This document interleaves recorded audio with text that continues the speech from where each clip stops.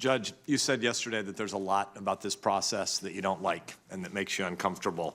I would love to hear more about it, but I recognize that you probably wouldn't answer that question, that you can't and therefore won't answer. I think, as a newbie here, I think I'm one of 5 people in the U.S. Senate that's never run for anything before in my life, before getting here. I think that this Congress does not function as it should on a broad range of issues.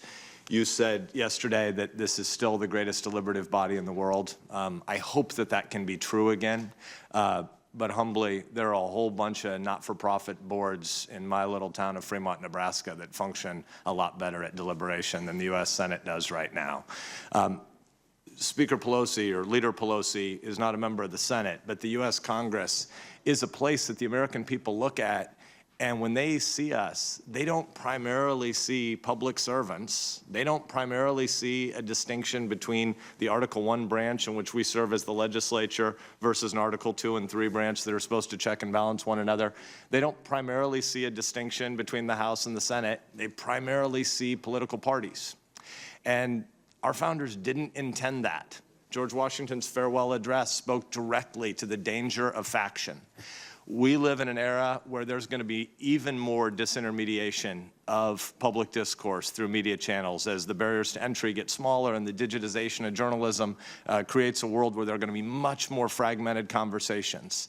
It is possible for us to just silo ourselves in a way where we create an echo chamber around ourselves so we only have to talk to and listen to people who already agree with us. The domain of shared facts is declining, and it's a really dangerous thing.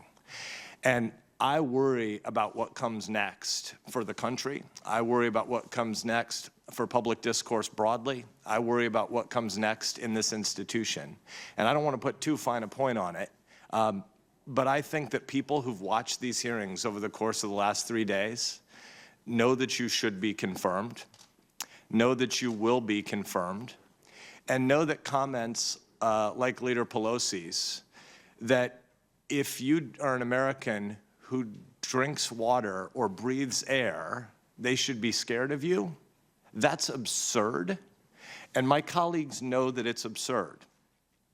And there is a real danger in not condemning that kind of reckless speech.